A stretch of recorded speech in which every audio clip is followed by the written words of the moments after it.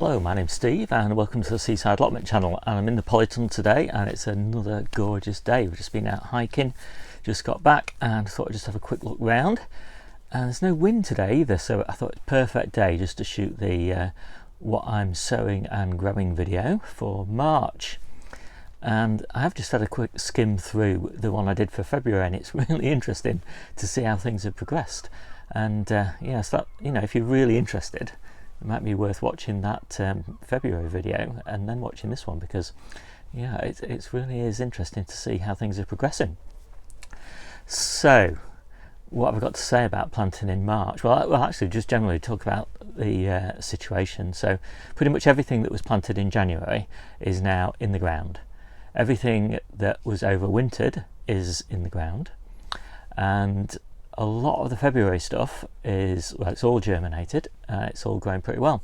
We've had very few failures. We did lose some of the tomatoes, but I've got loads of tomatoes now, way more than I need this early, because the tomatoes that will actually be my main crop tomatoes and peppers as well, I'm not going to sow those until the end of March, probably like third week in March, something like that.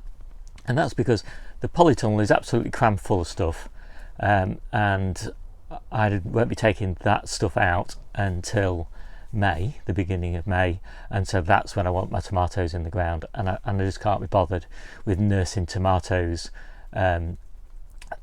through any longer, you know, as big plants when I can't put them in the ground.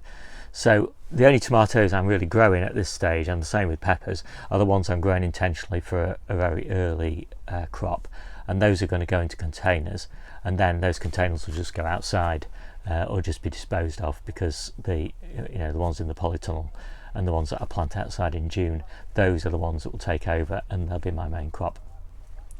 So that's the general situation. So I'm going to quickly show you now the seedlings that I've got, and the seedlings from January and the overwintered stuff, and show you where it's all at, and then when I get home a bit later on, I'll show you the few things that I've got still at home. There's very few of those, so just tomatoes and peppers pretty much. And then finally I'll get you on the computer and I'll show you what we're doing in March, and there's a lot of that stuff. So all the information that I show you then, it's too much for the video, but it's all in a nice database. It's all available on the web. You can browse it, and the links and everything are all in the description.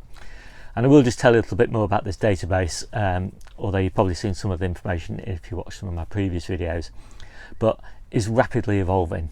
So I'm having absolutely fantastic time playing with this Airtable database. I'm putting loads of data in it and about the sorts of varieties that I'm growing, optimum times to sow stuff, optimum soil temperatures for germinating the seedlings, just loads of information, just consolidating it all into this database. And I've got my sowing log where I'm keeping track of the things that I'm actually sowing and how they're doing, and all that data will feed back into this database later on in the year once I actually get harvest results from the things that I'm sowing. And the intention there is to see, how well the things sown in January do by comparison with things sown in February, type of thing. So although there's a huge amount of variability in the weather and pests and things like that, which was also pointed out to me by somebody in the comments, but this February really demonstrates that by comparison with last February, you really can't compare like for like. That said, I'm learning some great stuff, and everything I'm learning ends up in this database, and this database is freely available to everybody else. So if you want to learn what I'm learning, take it with a pinch of salt if you want, but that's where it is, that's where the data is. So let's have a look around the plot and I'll show you where we're at. So I'm in the mini greenhouse now. I've got stir on, multi-sown. Those are for spring onions, they're looking pretty good. I've got salad rocket here, excellent, a bit leggy, left at home just a little bit too long. Valdor not onions, lettuces, just germinated not long ago, looking pretty good.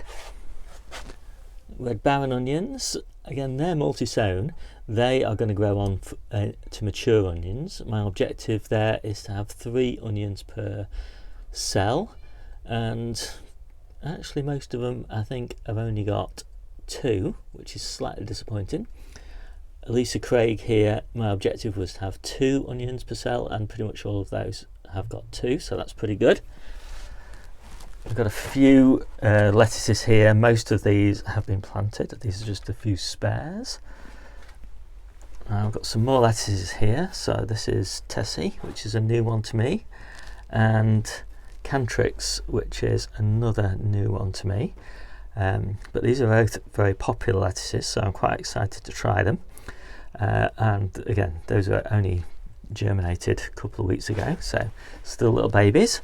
But of course, anybody who follows my videos knows that I've got masses of lettuces in the ground, so these are just to replace those that in about a month's time probably.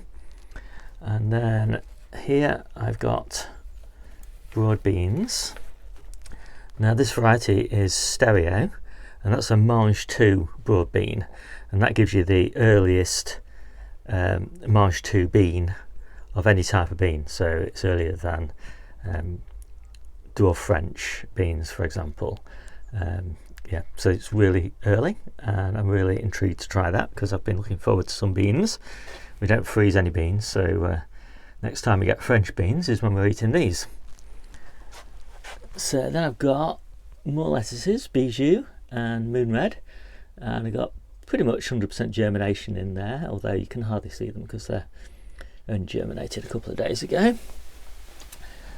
And then red Brunswick onions, and the germination in here has been really bad, and that's why I sow in February, and that's why I've got another sowing batch in March, which will actually be my main crop.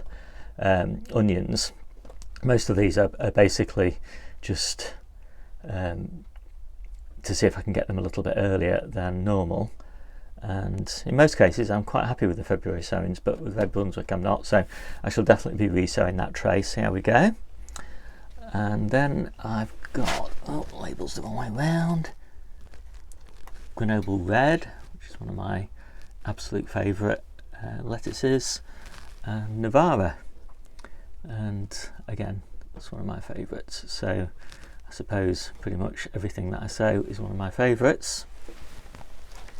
And then we've got my earliest batch of French beans, and I'm pretty pleased with those. They are going to go actually into this mini greenhouse just in a container, and that's my earliest French beans. They're looking pretty healthy, and some more of those Safari Mange 2 broad beans, and another little batch of French beans there just in case this batch didn't do so well. So that's everything in the little greenhouse, and everything from January that was in here is planted out, so I'll quickly show you all that lot. So I've got loads of lettuce beds, and down the centre there I lost a whole strip of lettuces, and so I've replanted all those. There's another strip of the lettuces that failed, and I've replanted all those, and so I'm really happy with the progress in these lettuce beds.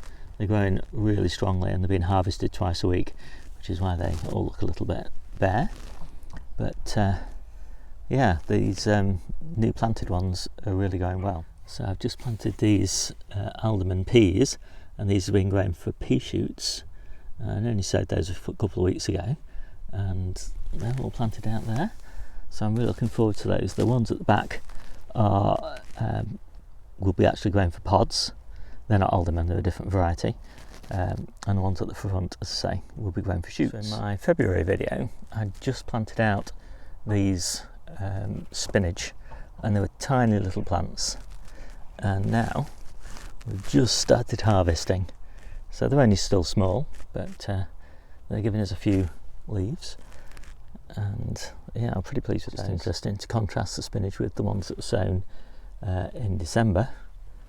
And we're really harvesting these like crazy. So my first bed of outdoor carrots, which were planted, I don't know, I'll have to put the date up on the video in a minute, but about a month ago I think, and they are finally coming through, and actually the germination looks pretty good. or it does at this early stage, and it's going to be very, whoops, dropping the phone, very difficult to see them, but I can see them anyway. Really pleased with those. But it's interesting to contrast those with the ones that I sowed in a container in the conservatory. These were up about 2 weeks earlier, and they're going away very nicely in here, so it'll be interesting to see what the results are in the end. But from the germination point of view, germinating in containers at home is definitely the way to go.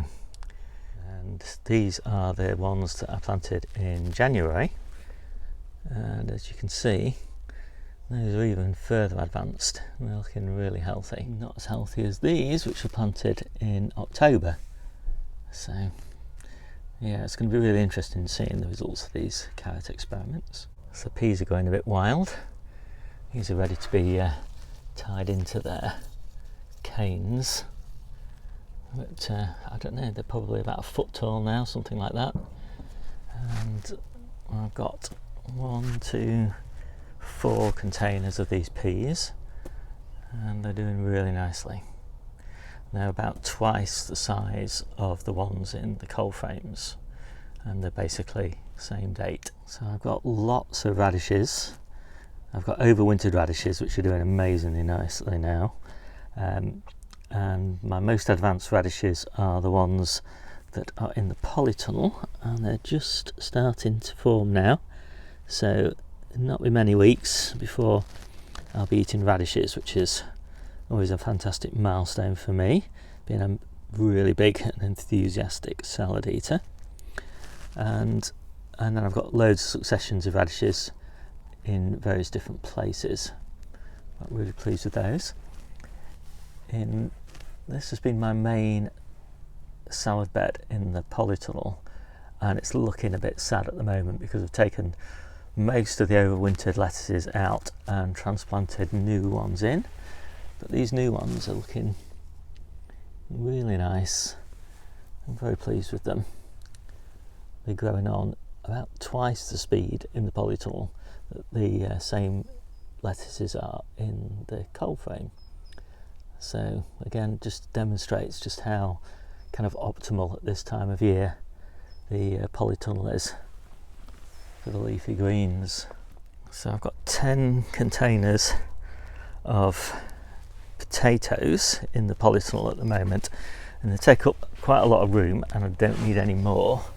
So these are Charlotte, and I've got to admit, the Shallots are by far the best grower at this time of year, even though they're a second early in that they take a little bit longer to come to maturity than a first early.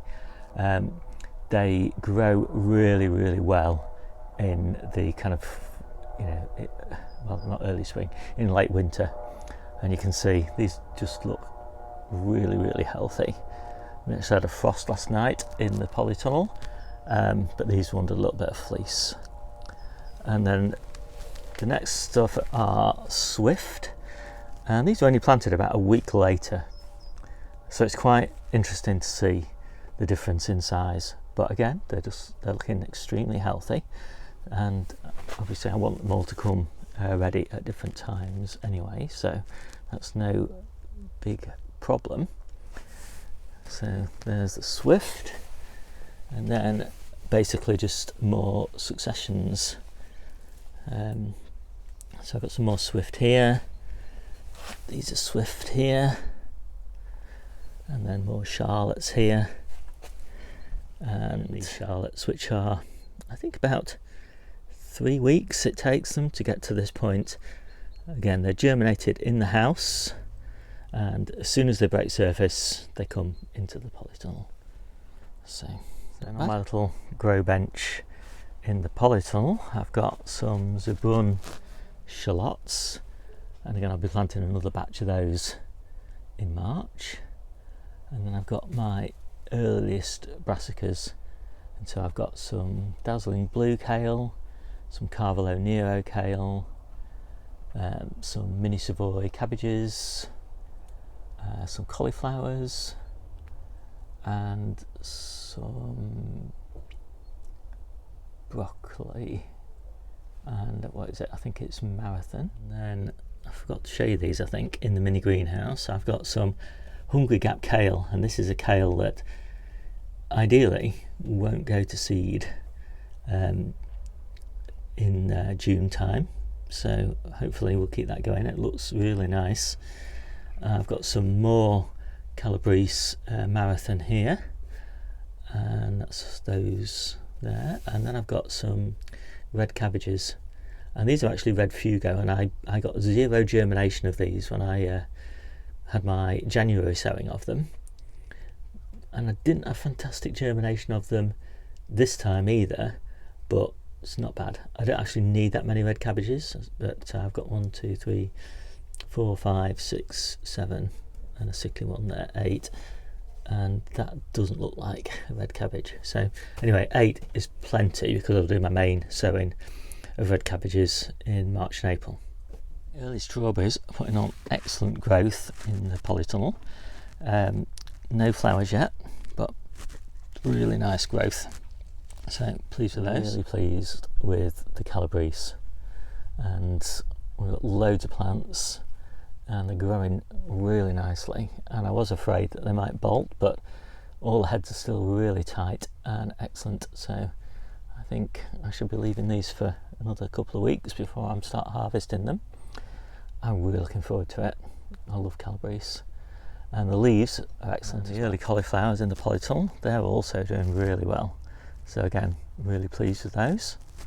And I've not got a huge number because we don't need a huge number of cauliflowers early in the season, because we're going to have loads of Calabrese and we're also going to have loads of purple sprouting broccoli. But anyway, it's just nice to have a bit of variety. I'm really happy with the Romanesco cauliflowers.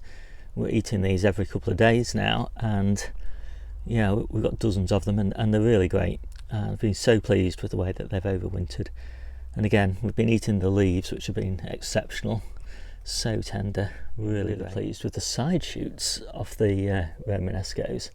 Look at all those side shoots, really great. They're ready for harvest now. Let's have a peek under the fleece at the overwintered stuff that I planted a couple of weeks ago.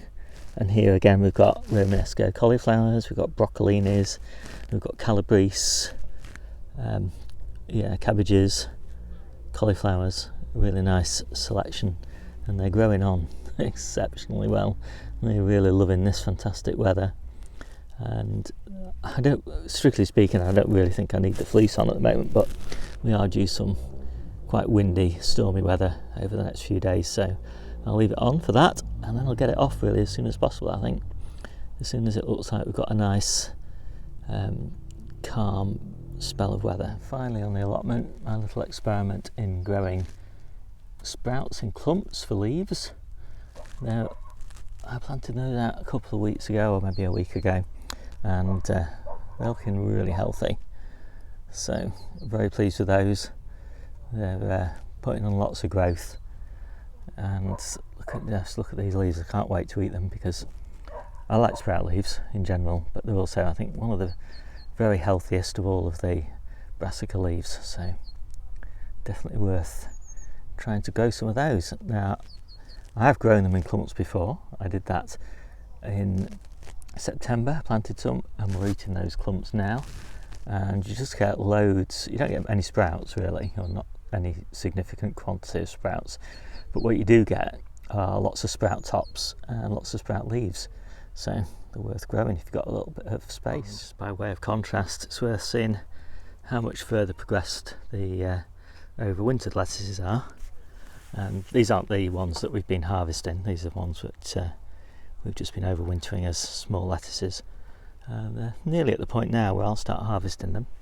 And then also, by way of contrast, you can see the overwintered radishes, which are fantastic.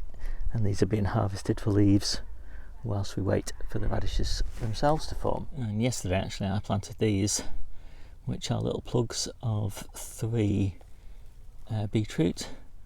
So I often do 4 beetroot in a plug later on in the season, but since these are really early, these are in the polytunnel, and I give them a bit of space, and they should be again out of this bed before the tomatoes But by way of contrast, these are the overwintered beetroot, and these are bull's blood, and they don't always do fantastically over winter, but these are actually looking pretty good. So these should come first, then the ones in the polytunnel will come, and hopefully we'll have continuity of beetroot, because we've still got loads in store. But the challenge is not the quantity that we've got in store, it's whether we can keep them in good eating quality all the way through until these are ready, kind of late April, May time. Because, you know, they do tend to, as the weather warms up, they do tend to go a bit soft. And at that point we only eat quality food, so we rely on our new stock. And I've also got a few little beetroot that have snuck in to some gaps in this coal frame, and these are cauliflowers. They're doing quite nicely. These are snowball, and I've planted them close together because I only want small heads at this time of year, because I want them as early as possible as well. And there's cabbages at the back, and then kind of interplanted there they've got some red giant mustard, and I don't really like it when it gets giant, so I'm always picking these leaves at about the size you can see there, and they make a lovely addition to salads. And then there's some more peas at the back. So I'm back home now, and I thought I'd just quickly show you around what we've got here, and mostly it's the warm stuff, so tomatoes and like. So these first three are the red robins that I grew up until the middle of, in fact we were harvesting tomatoes until the middle of January off these, and I took these cuttings, I think I took them in December from the healthiest shoots that I could find at that time.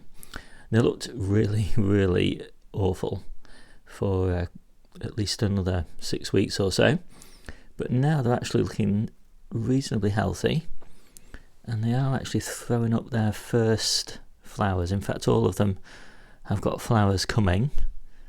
Now, I've never grown tomatoes this early, so I've no idea whether they'll be any good, but anyway, they're the cuttings. This next batch are pretty leggy, and now these are cordons, and these are seeds that germinated in the polytunnel, just in the ground, random seeds, and they germinated about October time, so just a handful of them got potted up, and these are the results. So I don't know what variety they are, because there were multiple varieties kind of in that zone, but they'll all be cherry tomatoes, I think. And you know, given how early they are, obviously I'm not going to be using prime polytunnel space for these, but I'll pop them in a pot in the polytunnel and see what happens with them.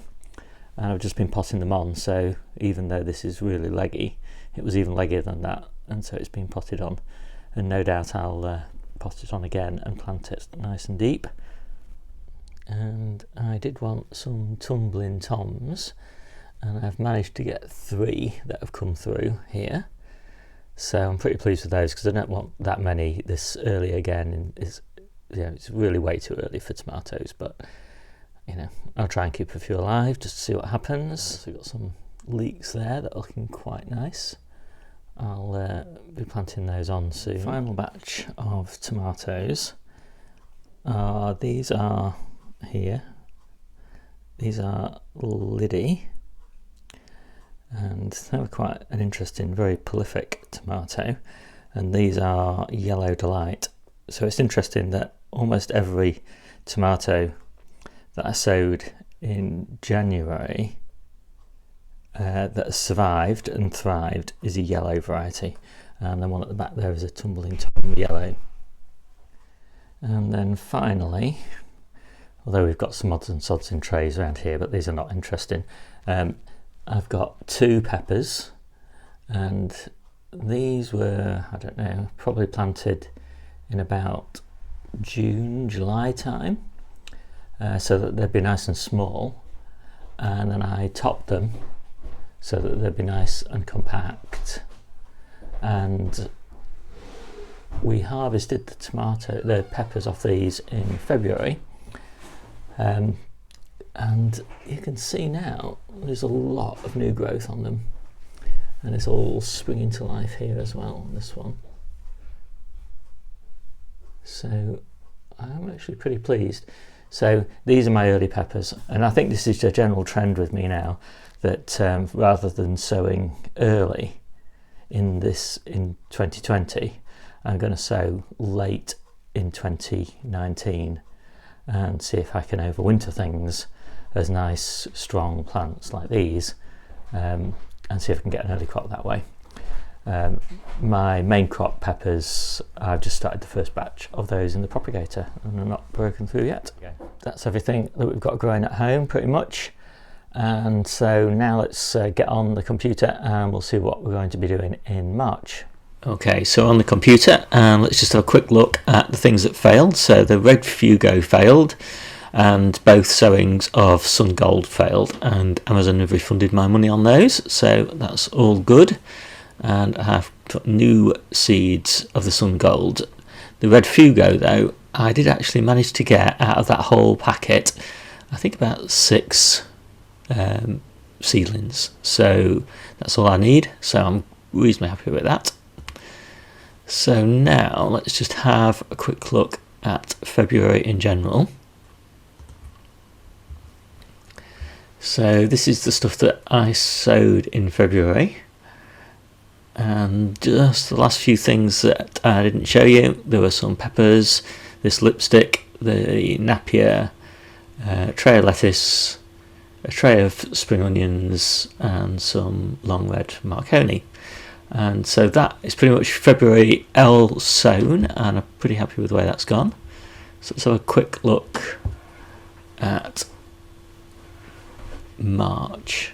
So this is my master varieties database, and it's got a lot of information in it about all the different varieties that I'm sowing, and I'm adding more and more information to it as I go along. And I should be sharing this database, and I'll do another video about it. But yeah, I mean, it's not complete. It probably will never be complete because there's always more to add, but I'm absolutely having a whale of a time adding information to it, and I'm really happy with it.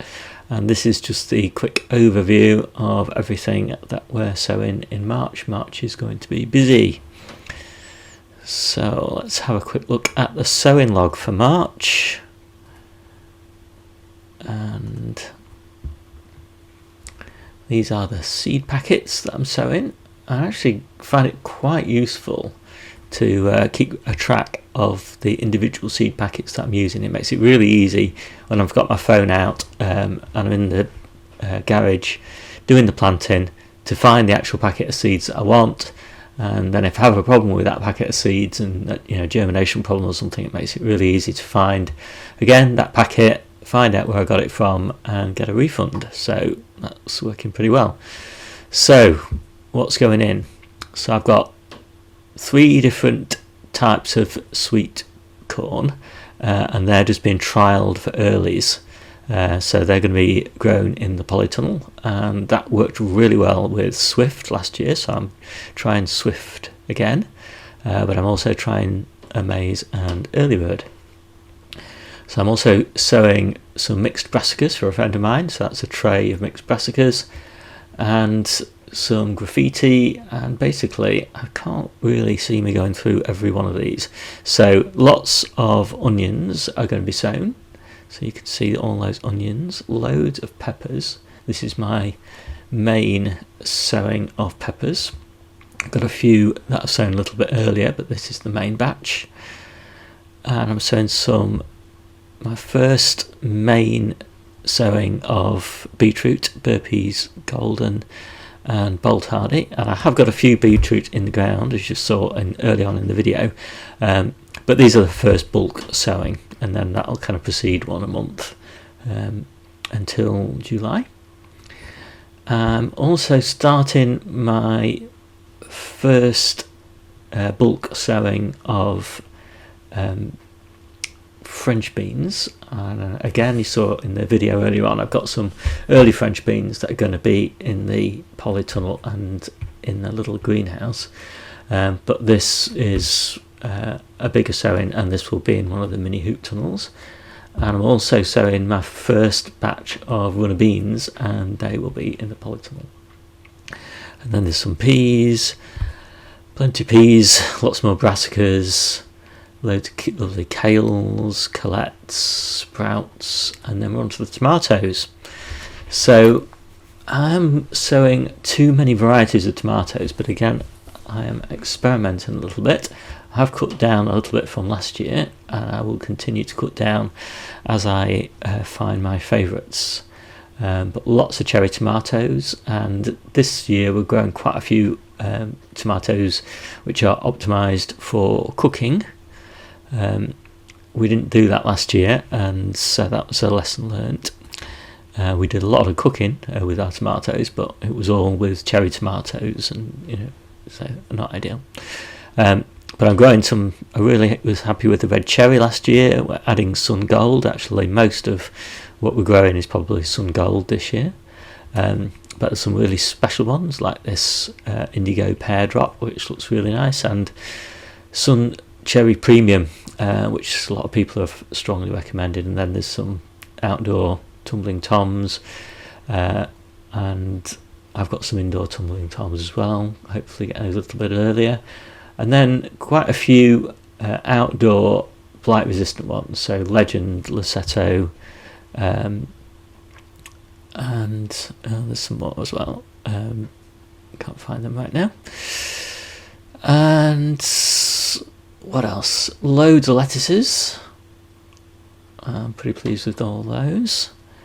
We've got loads of lettuces, but we get through so much lettuce. We have to keep sowing them. A good sort of 3 or 4 trays every month of lettuces, and some new varieties there for me. There's this I can't pronounce it, but Rouge de Hiver, which I'm quite excited about because it's a good winter lettuce, but I'm just trialling it now just to see whether I like it in spring. I won't be sowing any more until I start sowing my stuff for autumn and winter. And red salad bowl is a new one for me. And then my first sowing of some of my favourite summer greens. So there's golden purslane and New Zealand spinach. And I try and get those as early as I possibly can, but they're quite risky, so they might fail. But I'll sow another batch in April just in case. And that's pretty much it. I will sow just a few courgettes, which will go in the polytunnel. A couple of cucumbers, again, they'll go in the polytunnel. And some trumbusinos, and they'll be in the polytunnel too. And then the main sowing of those, of course, will be in April. So that is pretty much it. I think that's everything I've got to show you. As I said, I'm not going to go into any more details about this database because I'm doing a special video all about that, and I'm really pleased with that. So I hope that is useful.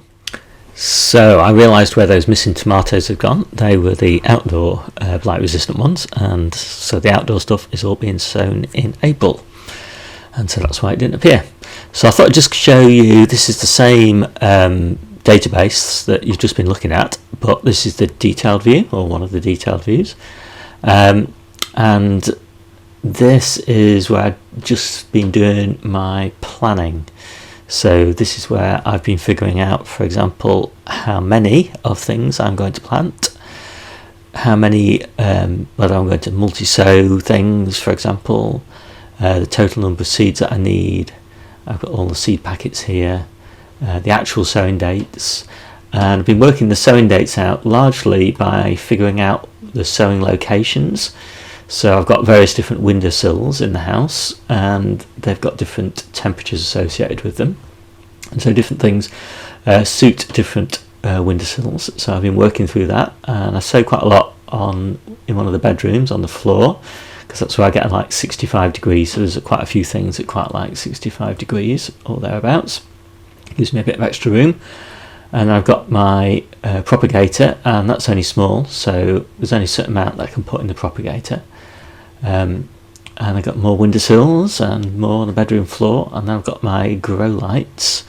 But they don't get that warm, so it's not only really much good for things like brassicas, so I'm going to be growing those there. And then I've got the propagator in use again, so I think that's about 10 days later, so hopefully everything will have germinated. and then I'm using the bedroom floor again, because hopefully all the stuff that was on the bedroom floor earlier on in March has now germinated. And then more windowsills, etc, etc, and then I'm back to the propagator again. So hopefully I can fit everything in. I think March is the busiest planting month for me, but April is going to run a close second. Okay, so I'm not going to go through this database anymore. You can I said I'll be doing a video all about it. I'm sharing the database, you'll be able to take a look at it. I am going to put I'm going to embed this database in a blog post, and so you can actually browse it at your leisure, and you'll be able to see all the same details that I'm showing you here. And that blog post will be linked from the description of this YouTube video. So I hope that's helpful. Like that video, give me a bit of feedback if you did. Any comments, hints, tips. I know everybody knows who watches my videos. I've only been gardening 3 years, so I'm still learning a lot, and I'm learning a heck of a lot from comments on this YouTube channel. So thanks very much for all that, and I'll see you soon.